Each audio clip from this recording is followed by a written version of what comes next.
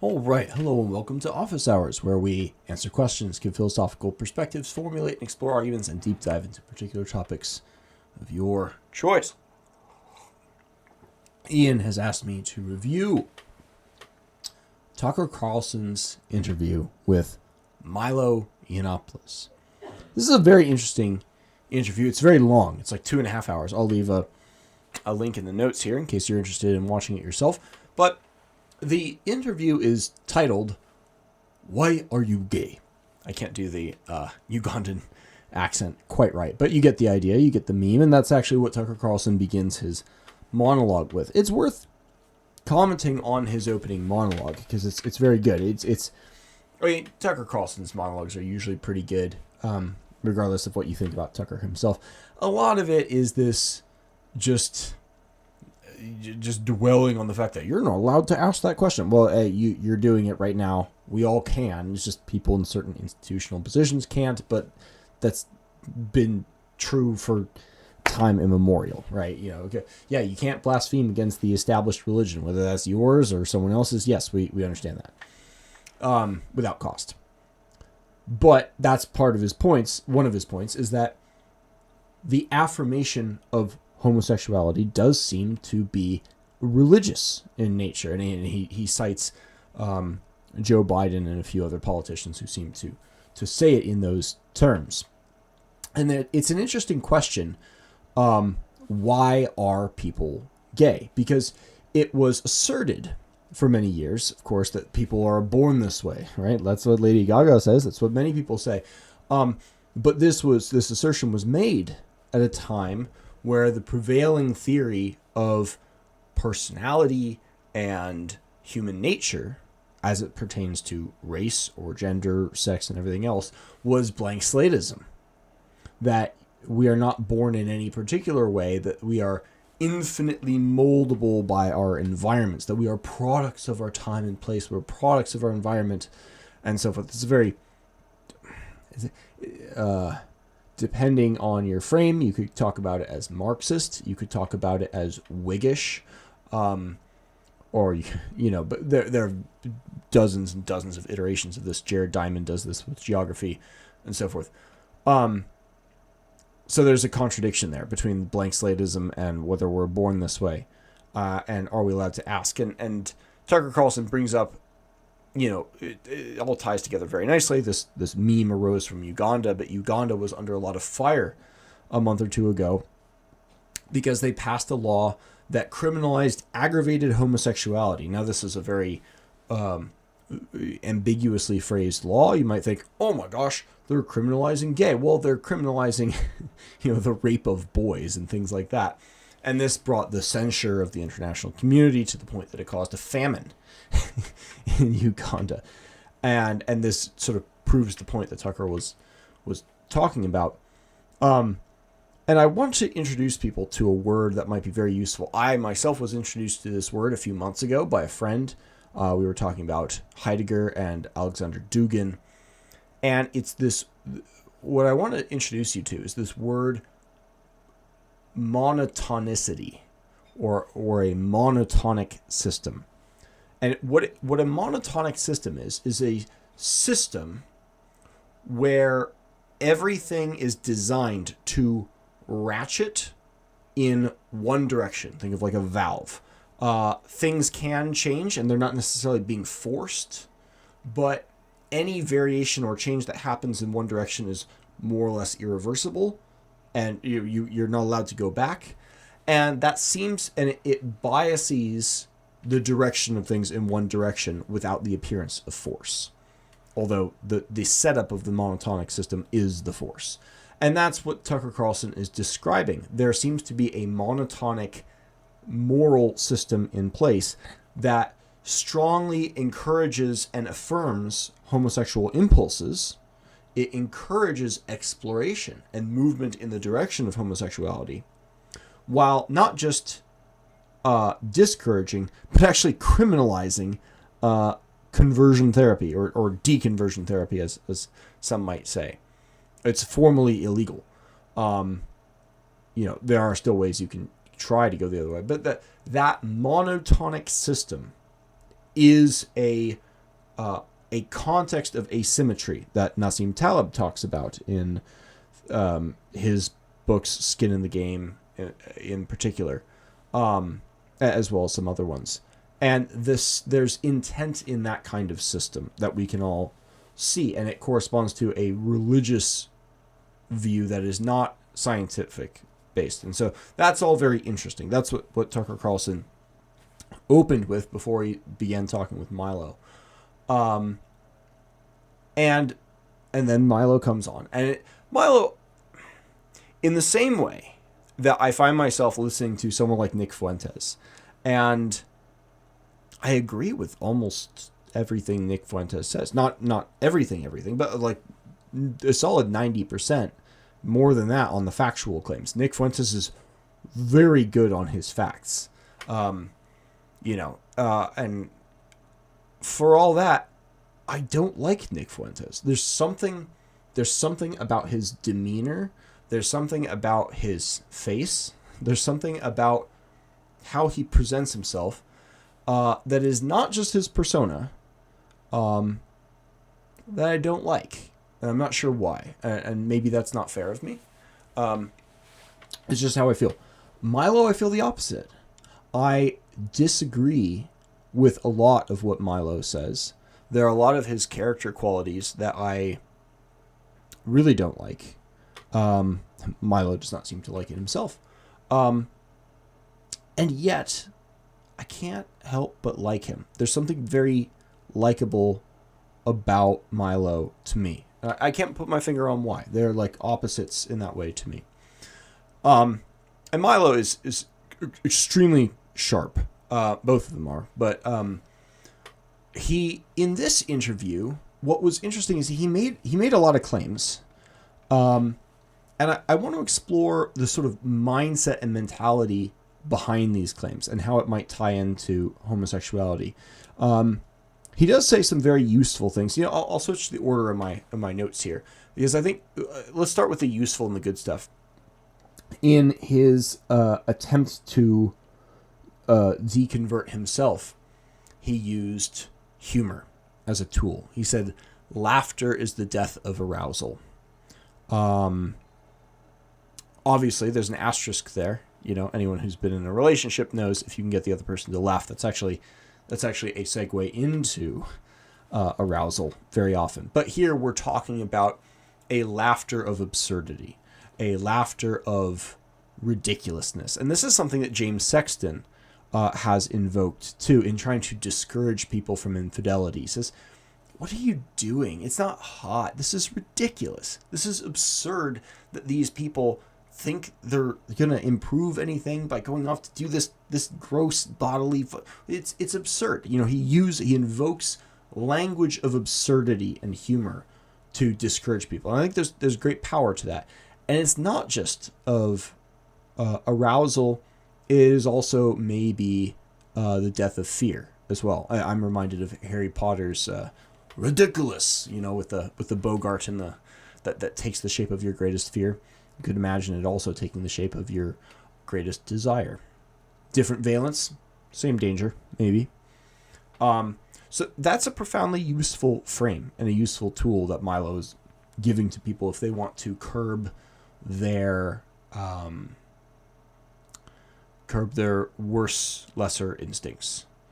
I'll share an anecdote. I once got a phone call from a drunk ex who was engaged, and who called me to try to have some sexy talk, and I was like, "What are you doing? You should." And the culmination of that phone call was she tried to bring on some sexy talk that had some specific details. I'm not going to go into a lot of details there, but it was a specific kind of scenario, and I just laughed at her. I laughed a laugh of absurdity at the scenario, and she just said goodbye and hung up.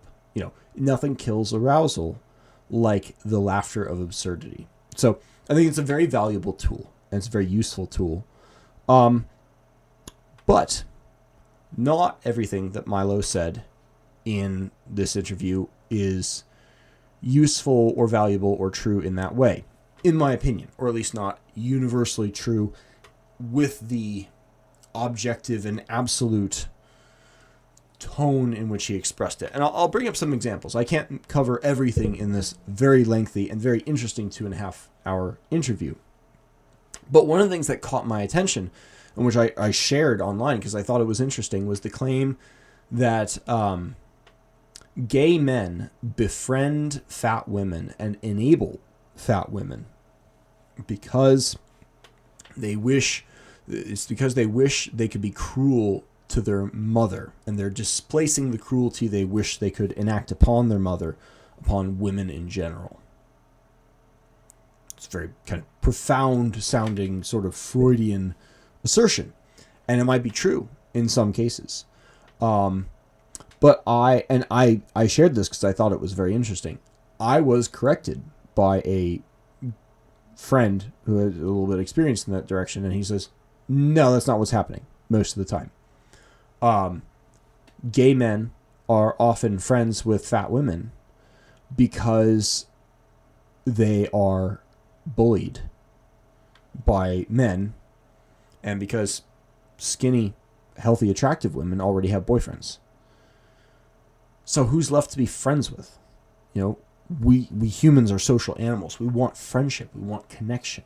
So a gay guy, imagine a gay guy in high school who's kind of come out and explored some of that. Maybe he's been abused in some way.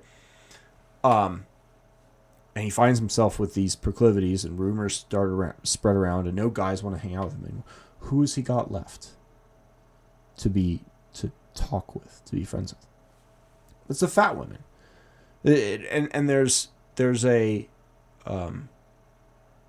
a friendship there. Now, does that mean that there aren't cases of gay men being profoundly cruel to women?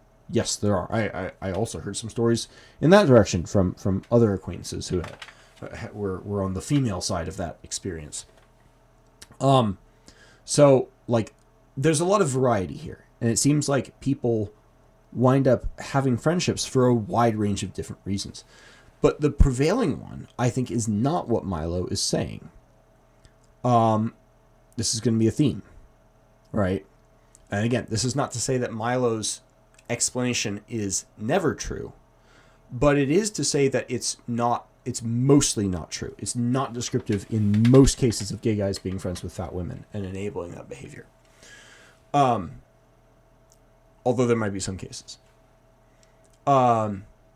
Milo asserted that gays become politicians as an exercise of power. There's a profound sense of powerlessness when you have sexual attractions that you don't want, but they're coming over you anyways, and you can't control yourself. So getting into politics is like a way to take some kind of power in your life.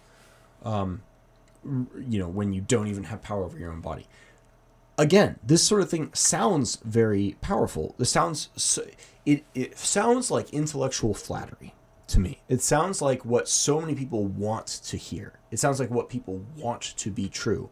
But is it exactly? There are so many other ways to more quickly, more readily grab the feeling of power increasing in your life. You could start a garden. You could work on your car. You could drive somewhere. You could get physically strong. There are so many different ways to, at the level of phenomenology, at the level of your immediate bodily experience, not in some broad social sense, gain the feeling of power in the Nietzschean sense. That this feels like a stretch.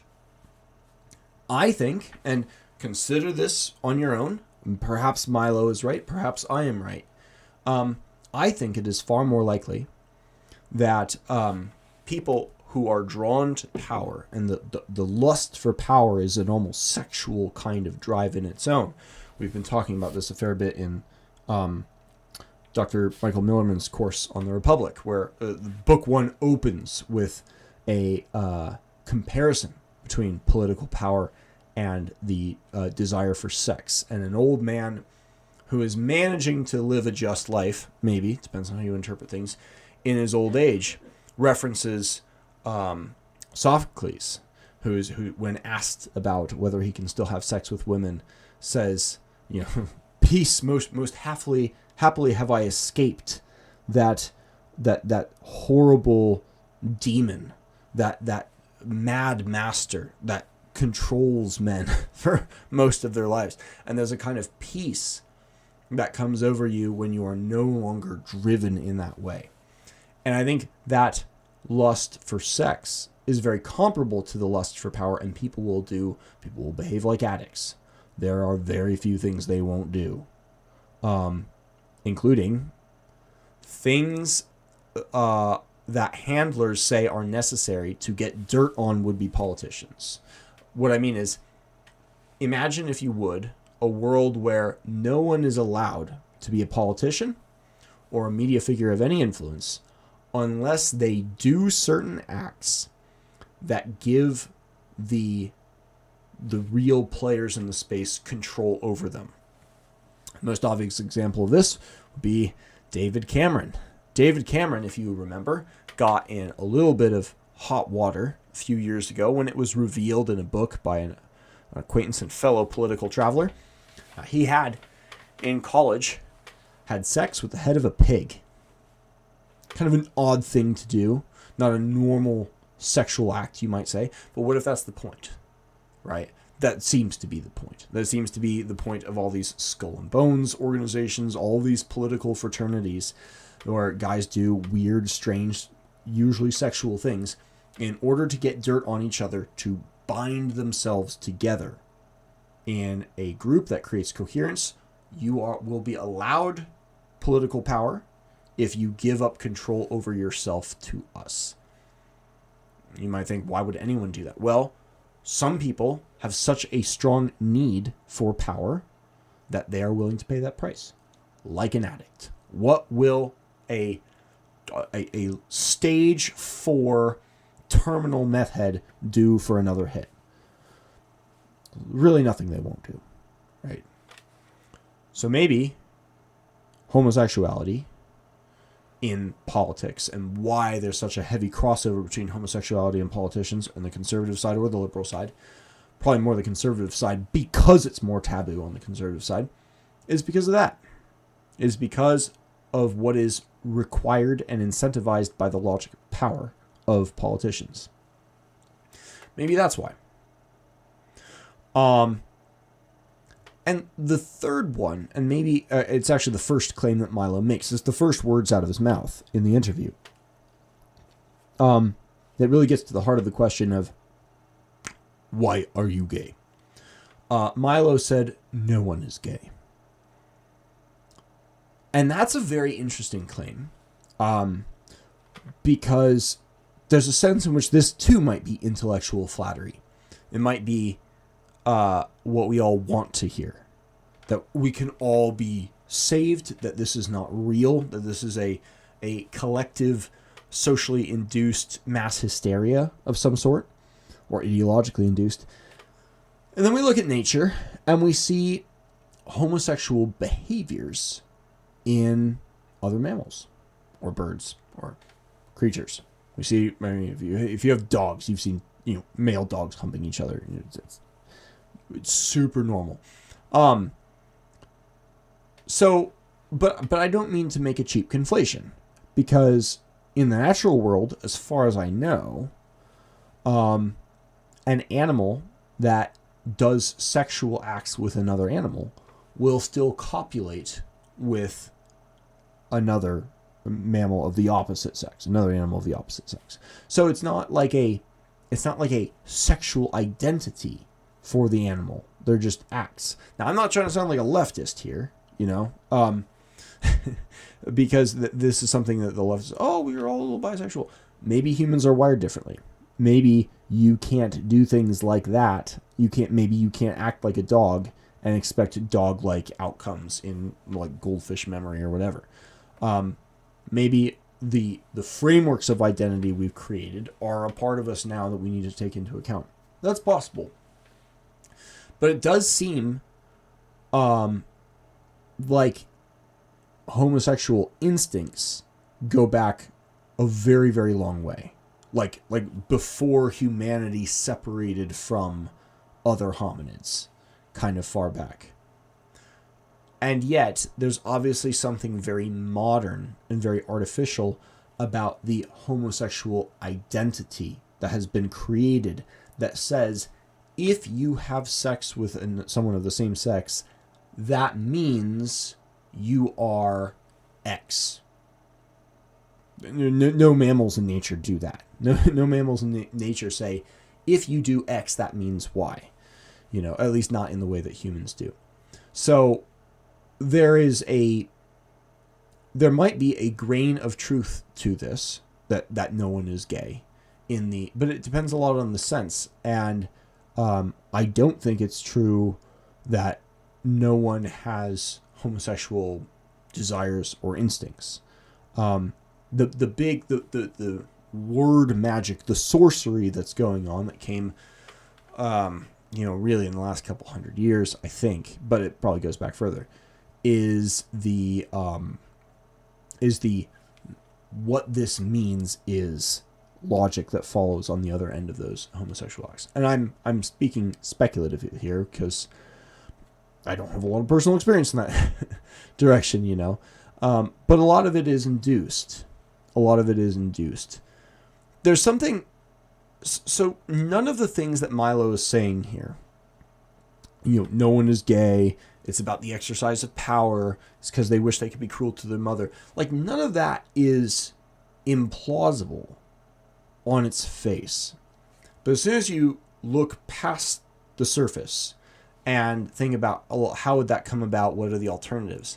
None of these seem to be the most plausible initial explanations for why these things are. And it's interesting watching Tucker Carlson very credulously say things like, I know you're telling the truth. I know that's right. I just can't say why. I can't understand why, but I know that's right. Do you, Tucker? Are you going by feelings now? So the whole interview seems, it's thought-provoking, but there's something a little ridiculous about the whole thing, about the way Milo speaks and Tucker's laughing. I can't do his laugh, but that energetic, enthusiastic agreement. Oh, I know what you're saying. So what's going on here? Well, like, is Milo lying? Is he bullshitting us? Which is not the same as lying. Bullshitting is just saying things to, pass the time and entertain, basically, but you're not trying to deceive per se. Does he genuinely think this and he's just wrong? That seems the least likely, because he seems extremely smart. And I took the time to message him. And I'll read you my message really quickly here. I said, question for you. I really enjoyed your interview with Tucker, but on your claim that gay men inflict bad fashion and fatness on women as a sort of displaced cruelty they wish they could have directed at their mothers, my friend disagreed, saying in his experience, gay men broadly more closely identify with their mothers and more hate their fathers, and that gay men hang out with fat women because they're often bullied and lonely, and fat women are just the friends that are available, and that cool, high-status gay guys actually have thin, attractive fag hags. Was curious if your claim was more personal or more broad, since I don't have a good window into that world. To which he said, I find his, my friend's, explanation as persuasive as my own, lol. So, I'll leave this to the audience to discuss. Does that answer that he sent sound like a tell for insincerity, or does it sound like a tell for sincerity and openness? Hard to know via text, and it's hard to know by someone who's very good at putting on a persona, especially someone who so desperately wants to be Freddie Mercury. If you go and listen to Freddie Mercury's last interview, I think I'll share a link to that too. It's just Milo from 1986. He's doing all the same mannerisms. I think what's going on is Milo is thinking on the fly. He has an Alcibiades nature, which is he is incredibly intelligent and charismatic, but he's directed his energies in the wrong direction. And I don't think he would disagree with this either. Maybe someone will send him this and he'll see it. He is now trying to change, and that's extremely difficult after years and years of directing this incredible force of intellect and personality in one direction. He's suffering what you might call the smart student syndrome, where the super intelligent student can get by in their courses, in their classwork, without trying, without studying, barely even reading the test, just skimming it, knowing the answer, inferring, using their intellect to just get A's. And they don't have to try. And they just effortlessly breeze through school, and then they get to harder classes in college. But now they don't know how to study. Now they don't know how to really, truly think. Because thought was something they could do effortlessly on the fly, off the cuff, and easily surpass all their classmates. It's the opposite of the philosophical nature, which I've described in many places as the art of thinking slowly and going through things slowly.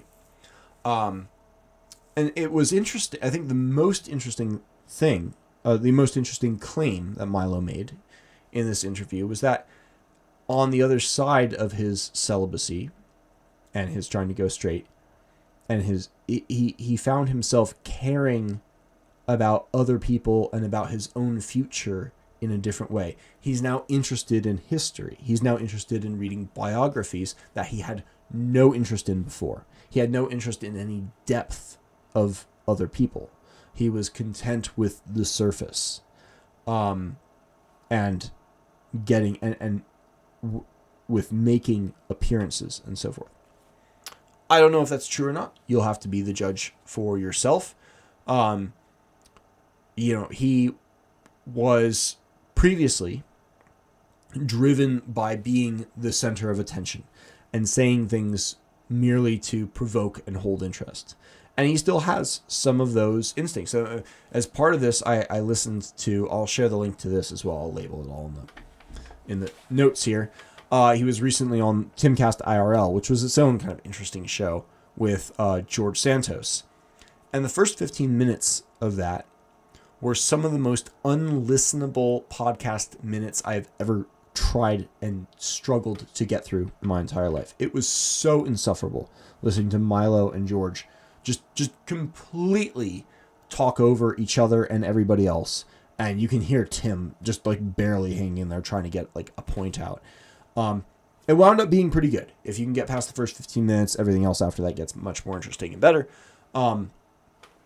But Milo is trying to do that less, he says. And I think he shows some signs of that. But he still has many of those character qualities.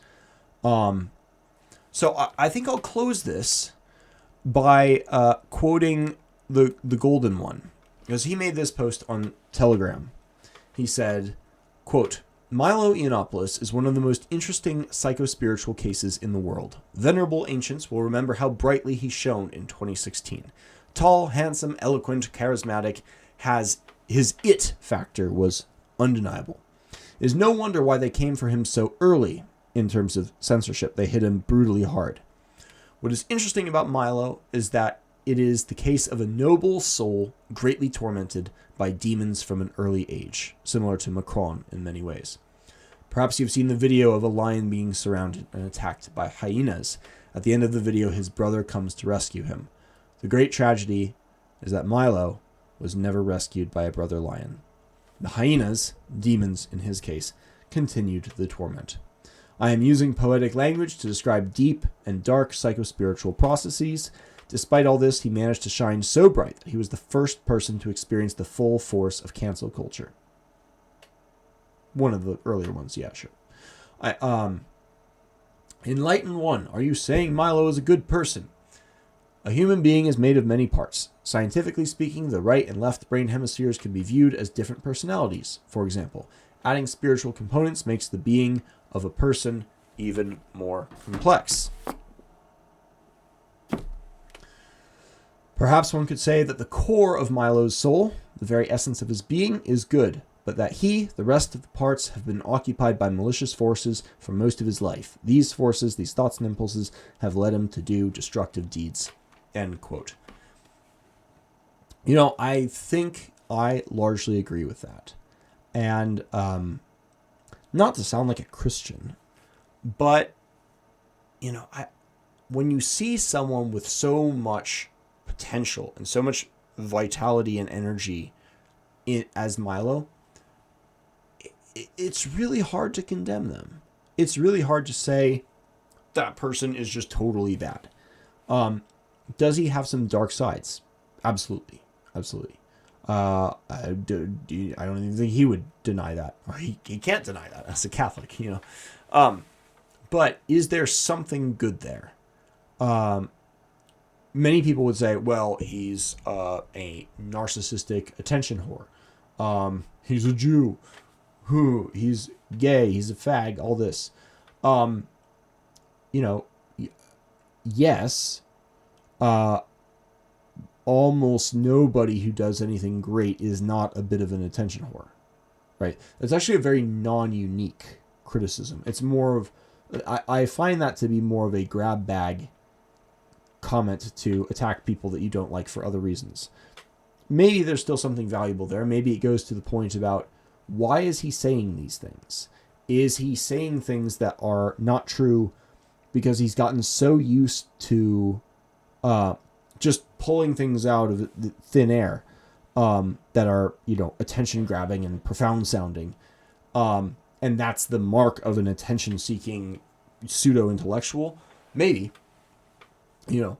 But there's a caliber and a firepower there that maybe has the potential to be directed in deeper directions, in which we maybe see the signs of him going that way. That's what I'd like to believe, anyways. I'm not sure I could say that about Tucker. I like what I see of Tucker Carlson. I have no confidence whatsoever that what I see of Tucker Carlson represents anything real.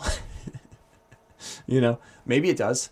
I have no way of knowing. We don't either with these media people. Milo, at the risk of sounding like I'm making a special pleading case, I think is different. I think there's a heart of something genuine there that is the outline of it is visible in like the spaces between the lines of this Tucker Carlson interview. So, do I recommend listening to this interview? On the whole, probably not. I'd give it if you're already interested in politics and the subject, I would say it's